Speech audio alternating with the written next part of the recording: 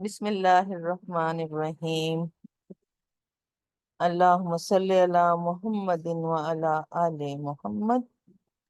Dear students, आज हमारा topic कुरैयन है। कुरैयन के मुताल्लिक हम पढ़ेंगे और हम देखेंगे कुरैयन से हम किस तरह बच सकते हैं और हम किस तरीके से हम जो है कुरैयन को मिनिमाइज अपनी लाइफ में कर सकते हैं। तो Korean basically it is a natural process in which a refined metal is converted to a more chemically stable form such as oxide. It is the gradual decomposition of material as a result of electrochemical reaction with their surrounding. तो सबसे पहले अगर हम Korean को समझना चाहें तो हमें जस्ट एक एग्जाम्पल कॉमन लाइफ की जहन में रखनी पड़ेगी। रस्टिंग ऑफ आयरन, लोहे को जंग लगना। ठीक है, लोहे को जंग क्यों लगता है? यही कुरैयन है। जंग लगने के नतीजे में वहां पर आयरन ऑक्साइड बनता है जो कि भुरभुरा होकर उतर जाता है और इस तरह लोहा आहिस्ता आहिस्ता खत्म हो जाता है। लेकिन ये नहीं है कि सिर्फ आयरन को ही रस्ट लगता है। आयरन के अलावा और मेटल्स भी हैं जिन पे कुरैयन होती है।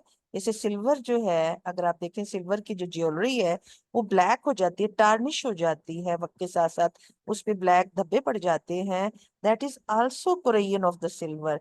इसी तरह कॉपर के जो होते हैं आर्टिकल्स, उनके ऊपर ग्रीन कलर सा एक पाउडर ग्रीन कलर का आ जाता है। अ, ये भी बेसिकली कॉपर की कुरैयन की एक एग्जाम्पल है। तो हम कुरैयन को अगर समझें तो हमें सबसे पहले ये देखना होगा कि आयरन जब एक न्यूली बॉर्न आयरन होता है, यानी आयरन जब एक्सट्रैक्ट होता है अपने ओर में से, तो वो एक बिल्कुल सिल्वरी लस्चर की एक मेटल होती है। लेकिन जब ये आयरन एयर के साथ, ऑक्सीजन एंड वाटर के साथ इन कांटेक्ट आता है तो वो ब्राउन कलर का हो जाता है। बेसिकली वो आयरन नहीं रहता, वहां पे एक कंपाउंड बन जाते हैं, आयरन ऑक्साइड।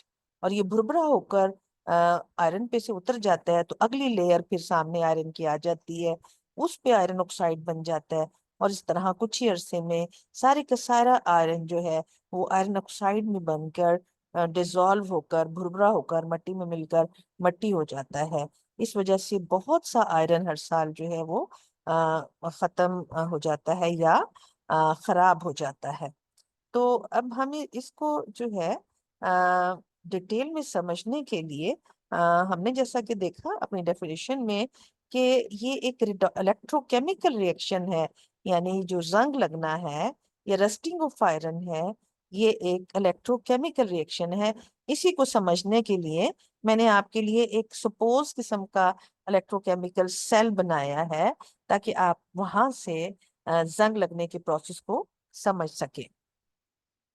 अच्छा, जंग देखिए लगने की वजह से, रस्टिंग की वजह से, देखिए ये आयरन जो था ये पहले कितना सिल्वरी सिल्वर मेटल की तरह लग रहा है, लेकिन यहाँ ये डार्क ब्राउन क्यों हो गया है? क्योंकि इसके ऊपर ये जंग लग चुकी है। इसी तरह ये जंग की वजह से बड़े बड़े ब्रिज जो हैं वो टूट जाते हैं, क्योंकि जंग जो है आहिस्ता आहिस्ता मेटल को, आयरन को खत्म कर देती है।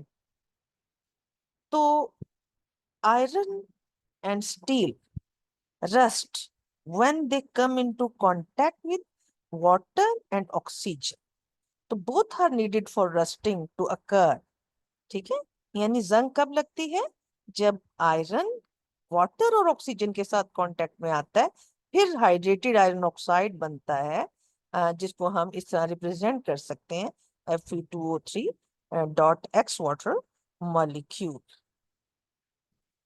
अच्छा, हम ये प्रूव करने के लिए कि जंग सिर्फ और सिर्फ लगती है जब iron in contact with water and air आता है, हमने एक्सपेरिमेंट्स 3 करने हैं।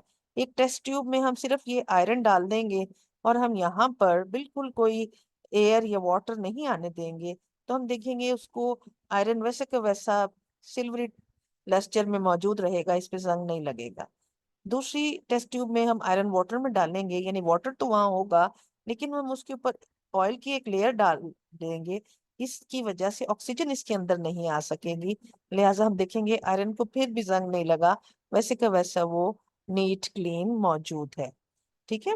अच्छा, इसी तरीके से जो नेक्स्ट आप देखिए यहाँ पर ये जो आपका नेल है आयरन का, इसको जंग लग चुका है क्योंकि ये वो टेस्ट ट्यूब है जिसके अंदर आयरन के अलावा एयर और वाटर दोनों चीजें मौजूद हैं। अच्छा, अब मैंने आपको बताया था कि मैं आपको रस्टिंग का जो प्रोसेस है ये एक इलेक्ट्रोकेमिकल सेल की हेल्प से आपको समझाऊंगी। तो ये रस्टिंग का प्रोसेस जो है अब समझाने जा रही हूँ। देखिए कि इलेक्ट्रोकेमिकल सेल क्या होता है। बेसिकली इसमें आप ऐसा कह सकते हैं कि जब दो एलिमेंट्स आपस में जुड़ती हैं तो उसके नतीजे में कुछ वोल्ट्स क्रिएट होते हैं, कुछ इलेक्ट्रिसिटी क्रिएट होती है। तो वही चीज जो है हम अभी जो है यहाँ पर समझेंगे। इलेक्ट्रोकेमिकल सेल को समझने के लिए हम यहाँ पर ये देखिए एक कंटेनर देख रहे हैं, और इस कंटेनर में ये जो दो रॉड्स हैं basically these are two electrodes. ठीक है। किसी भी इलेक्ट्रोकेमिकल सेल में इलेक्ट्रोड्स होते हैं, इसमें भी इलेक्ट्रोड्स हैं, and these two electrodes are connected with a wire. ठीक है। एंड वोल्ट मीटर भी हमने इसमें यूज करना है ताकि हमें पता चले जब दो एलिमेंट्स को जोड़ा जाता है तो उनमें से एक इलेक्ट्रॉन देना शुरू कर देती है और एक लेना शुरू कर देती है। एक की ऑक्सीडेशन होती है, एक की रिडक्शन होती है। तो ये जो इलेक्ट्रॉन का फ्लो है वोल्ट मीटर के जरिए हम देख सकते होते हैं। तो अभी हम यहाँ पर आ, देखेंगे कि इलेक्ट्रोड को हमने डिप किया हुआ है इलेक्ट्रोलाइट में, और यहाँ पर इलेक्ट्रोलाइट है वाटर। तो इसमें एक एनोड बन जाएगा और एक कैथोड बन जाएगा। ठीक है। तो अगर हम रस्टिंग ऑफ वाटर के, ये तो मैंने एक जनरल आपको इलेक्ट्रोकेमिकल सेल यहाँ तक एक इंट्रोडक्शन दिया है एक जनरल इलेक्ट्रोकेमिकल सेल का। लेकिन अब आगे मैं आपको बताती हूँ कि एनोड जो भी होगा उस पे हमेशा ऑक्सीडेशन होती है, यानी वहाँ इलेक्ट्रॉन लूज होते हैं, और कैथोड पे हमेशा रिडक्शन होती है, यानी वहां पर इलेक्ट्रॉन गेन होते हैं। तो रस्टिंग ऑफ आयरन में एनोड का रोल जो है वो आयरन प्ले करता है, एंड कैथोड का रोल जो है वो ऑक्सीजन गैस जो एटमॉस्फेयर में होती है वो प्ले करती है। ठीक है। एंड एनोड के ऊपर क्या रिएक्शन होता है? वाटर इलेक्ट्रोलाइट के तौर पर मौजूद होता है। और कैथोड जो है जी, एनोड के ऊपर क्या रिएक्शन होता है? आप देख रहे हैं कि आयरन ने दो इलेक्ट्रॉन दे दिए हैं और आयरन आयन बन गया है, Fe+2 आयन बन गया है। और ये टू इलेक्ट्रॉन यहाँ से गुजर कर यहाँ पर आ जाते हैं इस ऑक्सीजन ऑक्सीजन के पास। तो ये ऑक्सीजन प्लस ये इलेक्ट्रॉन जो उधर से आए हैं प्लस ये वाला वाटर, ये सब मिलकर यहाँ पर क्या बनाते हैं? 4 हाइड्रोक्साइड आयन। और ये हाइड्रोक्साइड और ये आयरन मिलकर आयरन हाइड्रोक्साइड बनाते हैं, जो फाइनली कन्वर्ट हो जाता है Fe2O3 एक्स वाटर मॉलिक्यूल में, यानी जंग में कन्वर्ट हो जाता है। तो ये जंग लगने का प्रोसेस यहाँ मैंने आपको एक सपोज्ड इलेक्ट्रोकेमिकल सेल बना के इसलिए दिखाया है कि बेसिकली ये जब लोहे के ऊपर हो रहा होता है, ये देखिए ये लोहा है, एक आयरन की सरफेस है, तो यहाँ पर खुद ब खुद उसी किस्म का एक इलेक्ट्रोकेमिकल सेल बिल्ड हो जाता है जिसमें ये आयरन जो है एनोड का रोल प्ले करता है, ऑक्सीजन जो है कैथोड का रोल प्ले करता है, वाटर जो है इलेक्ट्रोलाइट का रोल प्ले करता है, और इस तरह रस्ट बन जाता है। और ये देखिए यहाँ से ये आयरन जो है ये वाला आयरन कोरोड हो गया है, खत्म हो गया है, क्योंकि ये आयन बन गया और आयन तो डिजोल्व हो जाता है।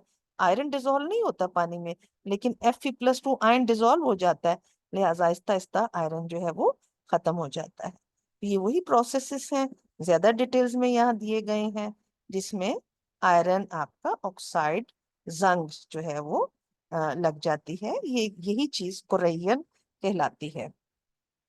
अच्छा, अब रस्टिंग ऑफ आयरन को हम प्रिवेंट कैसे कर सकते हैं, इससे बच कैसे सकते हैं? इसका सबसे पहला मेथड है पेंटिंग। यानी हम पेंट कर दें उसके ऊपर, किसी भी कलर का पेंट कर दें। पेंट से क्या फायदा होता है कि मतलब लोहे पर आपने पेंट कर दिया है, अब हवा जो है वो लोहे या आयरन तक नहीं पहुंच पाएगी, लिहाजा वहां पर जंग नहीं लगेगी। एंड सिमिलरली आपका जो पेंट है वो डेकोरेटिव यानी डेकोरेशन के भी काम आता है, और खूबसूरत भी चीजें लगने लग जाती हैं। एंड पेंट के अलावा जो नेक्स्ट मेथड है अलोइंग है, यानी आप अलॉय बना लें, यानी आप लोहे को, आयरन को सिर्फ एज ए आयरन यूज ना करें, उसमें ऐसी मेटल्स मिक्स कर लें जिससे उसकी प्रॉपर्टीज चेंज हो जाए और उसको जंग ना लगे। मसलन आयरन में हम क्या करते हैं, आयरन में हम अलॉय के तौर पर मिक्स करते हैं क्रोमियम एंड निकल। ठीक है, ये क्रोमियम एंड निकल जो हम आयरन में क्रोमियम एंड निकल जो डालते हैं, इनकी वजह से स्टेनलेस स्टील जो लोहा आयरन नहीं कहलाएगा बल्कि इसको स्टेनलेस स्टील कहते हैं, ये हासिल होता है। Alloy, stainless steel is a alloy of iron, chromium and निकल। और इसका क्या फायदा है कि इसको रस्ट नहीं लगता। ठीक है, तो अलॉय बनाकर भी हम लोहे को बचा सकते हैं जंग लगने से। सिमिलरली तीसरा मेथड जो है, इसके आगे तीन तरीके हैं। एक टिनिंग है, इसमें हम टिन टिन की लेयर चढ़ा देते हैं। एक गैल्वेनाइजिंग है, इसमें हम जिंक की लेयर चढ़ा देते हैं। और एक इलेक्ट्रोप्लेटिंग है, यानी हम किसी भी मेटल को दूसरी मेटल पर चढ़ा देते हैं। तो ये भी तरीका एक बचाव का एक मेथड अडॉप्ट किया जाता है। ठीक है, लेकिन जो लास्ट वाला मेथड है, द सबसे बेस्ट मेथड है, that is called cathodic protection protection. इसमें हम जो है किसी दूसरी एलिमेंट को आयरन के साथ जोड़ देते हैं, ऐसी रिएक्टिव एलिमेंट को, मेटल को जोड़ देते हैं जो आयरन को इलेक्ट्रॉन नहीं देने देती बल्कि आयरन की जगह खुद इलेक्ट्रॉन लूज कर देती है। इसको हम सैक्रिफिशियल कुरेशन भी कहते हैं, कैथोडिक प्रोटेक्शन को। लीजिए हम जरा थोड़ी सी देखते हैं टिनिंग में क्या किया जाता है। ये टिन आपको पता है एक मेटल है जिसका एटॉमिक नंबर 50 है और मास नंबर 118.7 है। और टिनिंग करने के लिए, टिन प्लेटिंग करने के लिए टिन, मॉल्टन टिन के अंदर आयरन को डिप कर दिया जाता है। जो भी चीज है, आयरन का आर्टिकल है, सरिया है, बर्तन है, डिप कर दिया जाता है। तो मॉल्टन, ये देखिए मॉल्टन टिन है यहाँ, तो वो उसके ऊपर एक लेयर जो है वो चढ़ जाती है। ठीक है, दिस इज जरा ओल्ड मेथड है, तो इसको हम तफसील से मेथड को देखते हैं। देखिए लाइक इस शीट के ऊपर आप लोगों ने टिन प्लेटिंग करनी है, इसकी सफाई सुथराई करके, इसको हीट अप करके, फिर इसको ये देखिए यहाँ हॉट मॉल्टन टिन में ये देखिए डिप कर दिया जाता है और फिर यहाँ से निकाला जाता है और फिर रोलर के दरमियान से गुजारा जाता है। रोलर जो है इनको ज्यादा खुला करने या कम करने से इस शीट की थिकनेस, इस लेयर की थिकनेस को कंट्रोल किया जा सकता है कि आपने मोटी लेयर चढ़ानी है कि पतली लेयर चढ़ानी है। ठीक है, इस तरह ये प्लेटिंग जब इस पे हो गई है टिन की, तो अब ये इतना आसानी से इसको जंग नहीं लग पाएगा। और गैल्वेनाइजिंग बेसिकली इसमें क्या होती है, जिंक की एक बारीक सी लेयर चढ़ा दी जाती है लोहे पर। फॉर एग्जांपल आप ये देखिए, ये एक सीढ़ी सी है लैडर, इसमें पहले इसको जिंक क्लोराइड के सॉल्यूशन में डुबोया जाता है, उसके बाद इसको भी रोल किया जाता है मॉल्टन जिंक में, और इस तरह जिंक की एक लेयर आयरन पे चढ़ा दी जाती है। और तीसरा मेथड जो है इलेक्ट्रोप्लेटिंग है। इसमें क्या है, जैसे मैंने पीछे सेल दिखाया था, इसी तरह एक सेल बनाया जाता है। जिस मेटल को आपने दूसरी मेटल पर चढ़ाना हो उसको एनोड बना दिया जाता है, और जिस चीज पर चढ़ाना हो उसको कैथोड बना दिया जाता है। यहाँ से मेटल के आयन यहाँ आते हैं, ये देखिए कॉपर के आयन यहाँ आ जाएंगे, और ये कॉपर के आयन यहाँ आकर इलेक्ट्रॉन लेकर इसके ऊपर मेटल बन जाएंगे। तो यहाँ कॉपर आयन बनेगा और यहाँ पे कॉपर मेटल बन के इसके ऊपर कॉपर की प्लेटिंग हो जाएगी। लेकिन अगर आप चाहते हैं कि जैसे गोल्ड प्लेटेड या सिल्वर प्लेटेड ज्वेलरी बनाना चाहते हैं, तो आप उसको भी इसी मेथड से करेंगे। यहाँ सिल्वर या गोल्ड इलेक्ट्रोड ले लेंगे, और यहाँ जो भी रिंग है, ईयर रिंग है, नेकलेस है, उसको आप जो है उसको कैथोड बना देंगे। तो यहाँ से गोल्ड के आयन यहाँ उतर कर सोल्यूशन में, यहाँ से जाकर यहाँ पर डिपॉजिट होकर इसके ऊपर हल्की सी थिन सी लेयर गोल्ड की चढ़ा लेंगे। इसको हम फिर गोल्ड प्लेटिंग भी कहेंगे। इससे भी क्या फायदा होता है कि चीज जो है वो जंग लगने से बच जाती है, क्योंकि गोल्ड इज ए जो है नोबल मेटल, इसको जंग नहीं लगता। अच्छा, इसी तरह ये हमने इसको जरा देखना है गिल्वेनिक कुरेयन को, कि बाजुका आयरन के साथ कुछ ऐसी मेटल आ जाती है कि वो इलेक्ट्रॉन देना शुरू कर देती है, आयरन को देने की जरूरत नहीं पड़ती ना। लेकिन बाजुका ऐसी मेटल भी आयरन के साथ आ जाती है कि वो इलेक्ट्रॉन नहीं देती, आयरन को ही देने पड़ते हैं। अगर ऐसी मेटल होगी साथ, तो ये आयरन यहाँ से खत्म होता जाएगा, इसकी कुरेयन होती जाएगी। लेकिन अगर ऐसी मेटल है जो कि आयरन की जगह इलेक्ट्रॉन दे देगी, तो फिर क्या होगा, आयरन सही रहेगा और कोरोड नहीं होगा। अच्छा, ये लास्ट वाला आपका है कैथोडिक प्रोटेक्शन।